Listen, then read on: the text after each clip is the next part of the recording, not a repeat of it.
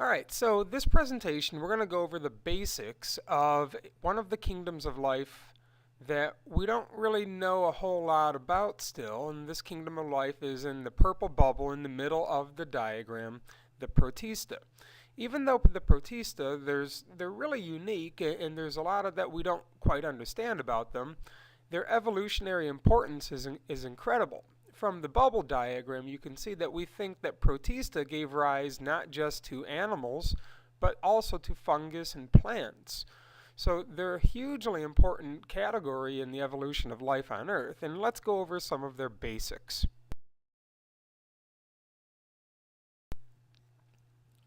So in general, here's a little collage of a few microscopic Protista. But in general, Protista are mostly aquatic, and I say mostly because there are some, when we get to the fungus-like Protista, there are some that do live on land, but for the most part, they're aquatic. You'll find them rivers, lakes, streams, some kind of body of water. Now, one thing that is true of all Protista is that they are eukaryotic. However, their cell it's eukaryotic, it has a nucleus. However, they may or may not be unicellular. Most of them are. Most of them are one-celled organisms. However, when we get to some of the plant-like Protista, you'll recognize kelp. Kelp is probably one of the more common Protistas. It can grow really large, hundreds of feet tall, therefore being multicellular. But most of them are unicellular. When it comes to reproduction, they're pretty adaptable. Some Protista can simply divide themselves in half, like you see in the picture here. Bacteria did this as well, binary fission. Other Protista will create little buds and kind of branch off little buds of itself, and others will actually join with a neighbor and exchange bits of DNA. So they're very diverse in pretty much everything that they do, including how they reproduce. When it comes to how they obtain their nutrition, again, they're really diverse. Most of them are heterotrophic, and by heterotrophic we mean again that they have to consume something. They have to, and so we're going to show you that some of these Protistas are actually very fierce predators.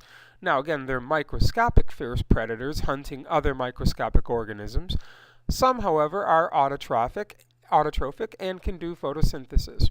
Some of them are decomposers. Now, decomposers are a type of heterotroph because they get their food from means other than photosynthesis.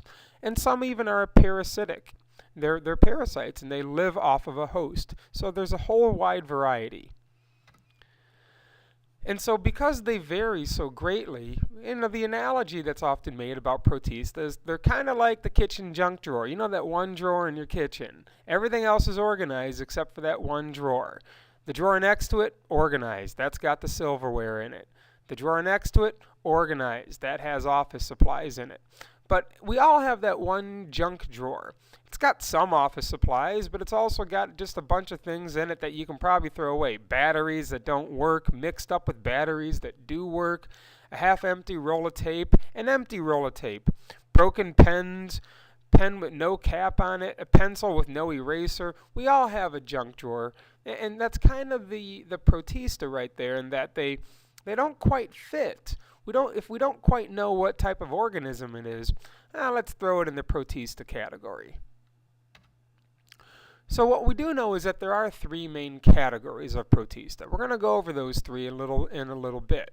The animal-like Protista that behave like animals, the plant-like Protista that, again, behave like plants, and the fungus-like that behave like fungus. So we're going to go over those starting with animal-like. So here we have a picture of an animal-like Protista. This is an amoeba. An amoeba is a very common animal-like Protista you may have seen before. But animal-like Protista are also called protozoans, also known as protozoans. And because they're animal-like, they have to be heterotrophs.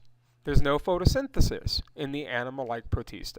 So animal-like are heterotrophs, and some of them are fierce predators, some of them are parasites, and because they live off of a host, they very well can even cause disease that would make them a pathogen.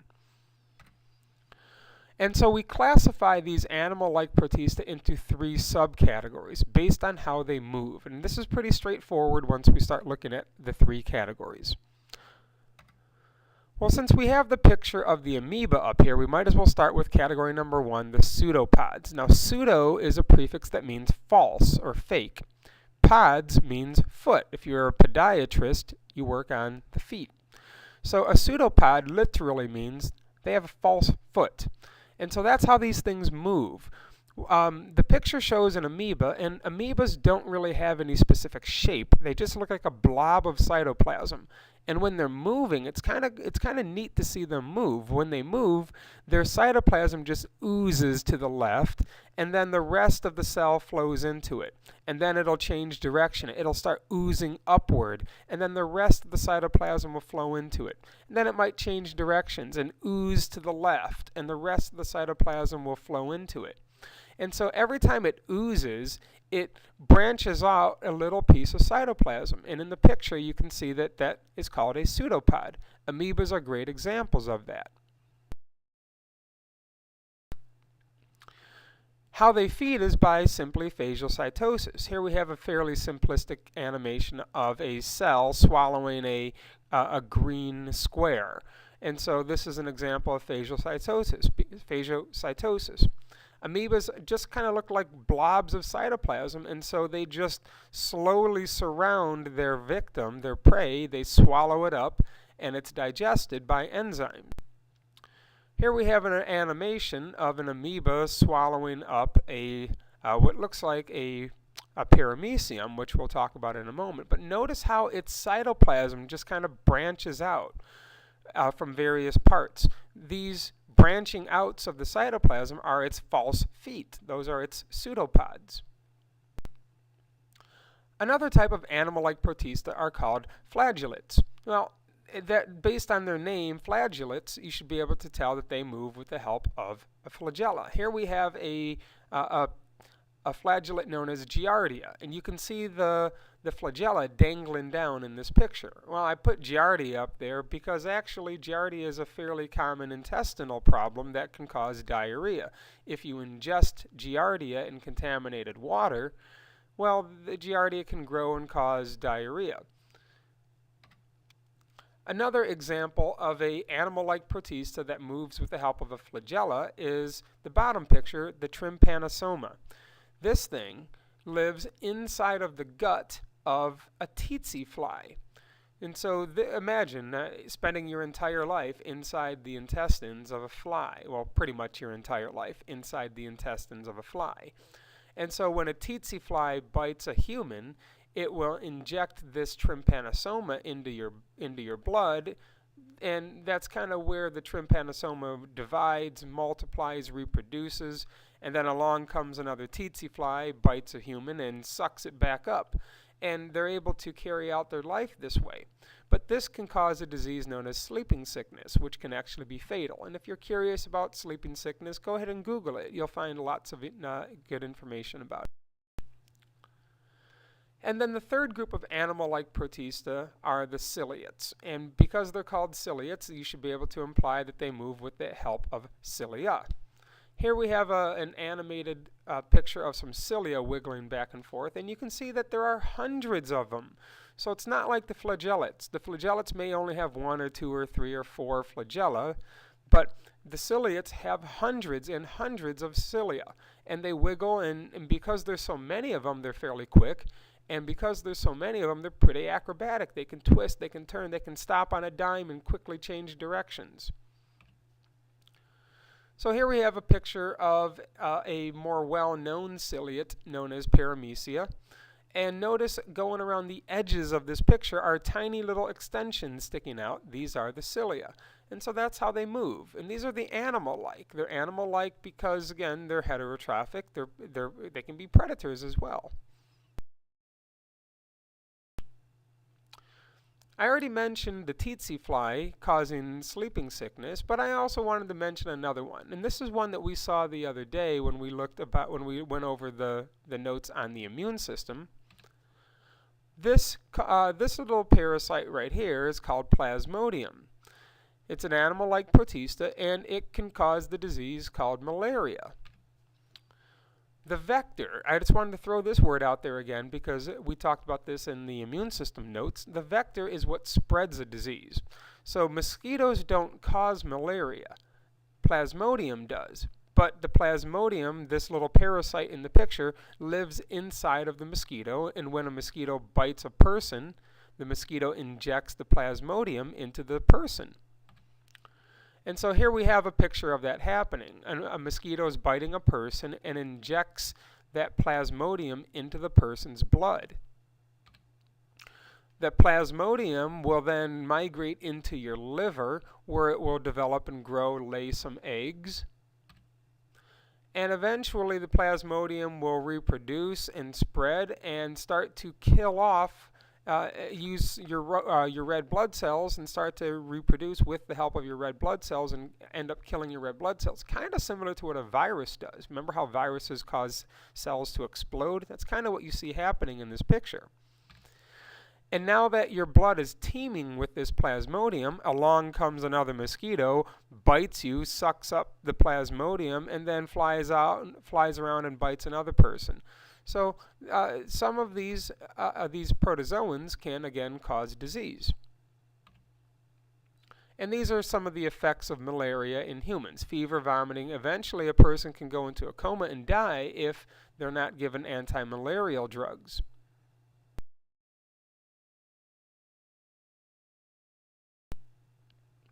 Let's change directions here and go into the plant-like Protista. Well, what makes them plant-like? I hope it's pretty obvious what makes them plant-like. First of all, these are also known as algae. So for those of you that might have a fish tank, you know all about algae. Every so often, you got this layer of green slime on your fish tank, and you got to clean the fish tank. But what makes them plant-like is the fact that they're photosynthetic. Now, how come we don't consider them real plants then? Well, real plants are multicellular, and plant-like Protista are, for the most part, unicellular. Plant-like Protista also don't have roots or leaves. And so for these reasons, we call Protista plant-like. We call algae plant-like.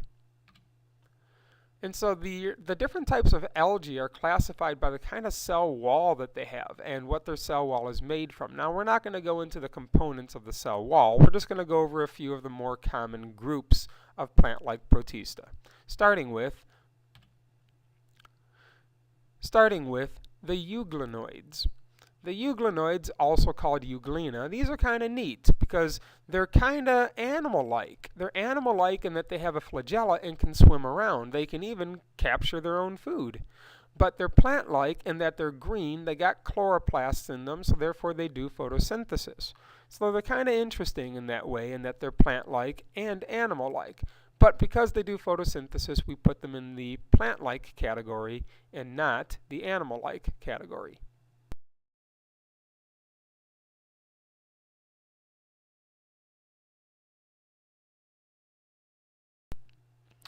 And here we have an animation of a euglenoid just swimming around. You can see at its back end that there's a flagella pushing it forward as it swims.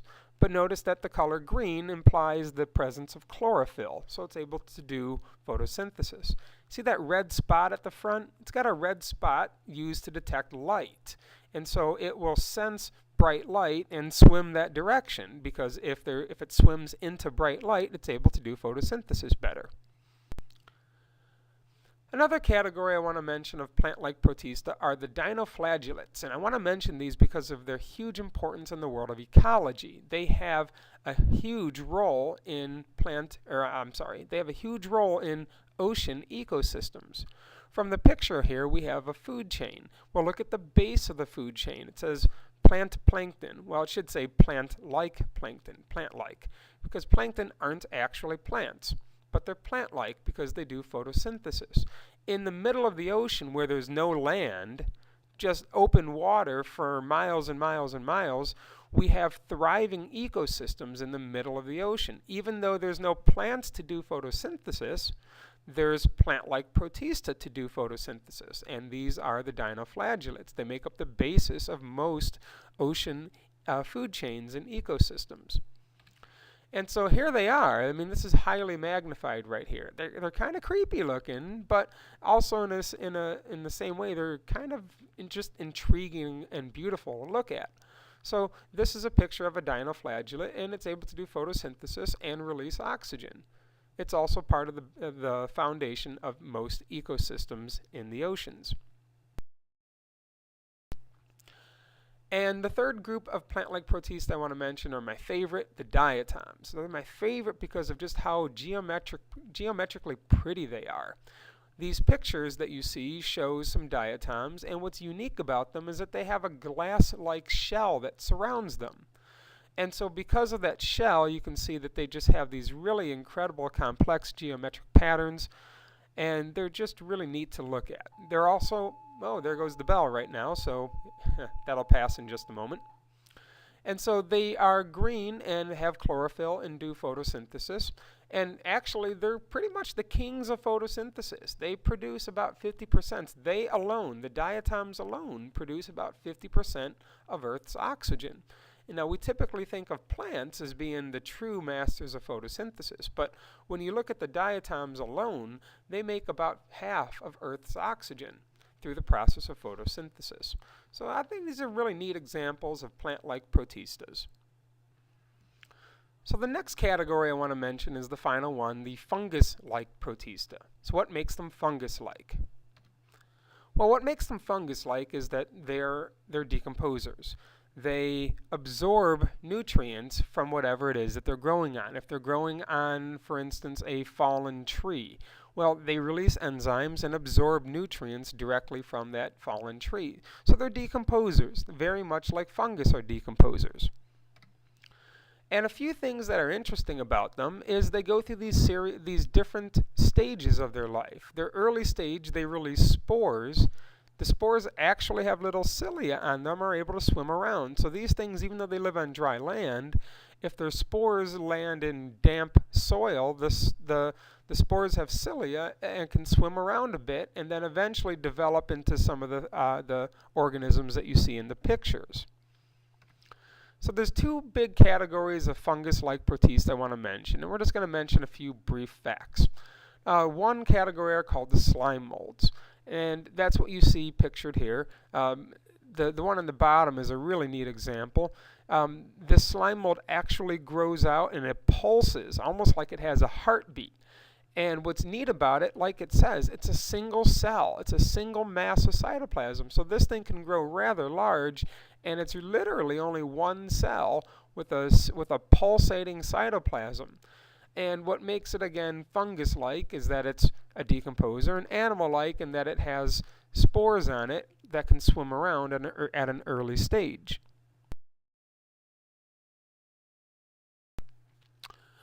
And the other category I want to mention are water molds. And water molds I want to mention because, like it says, it can be parasitic. But water molds I really want to mention because they have historical importance.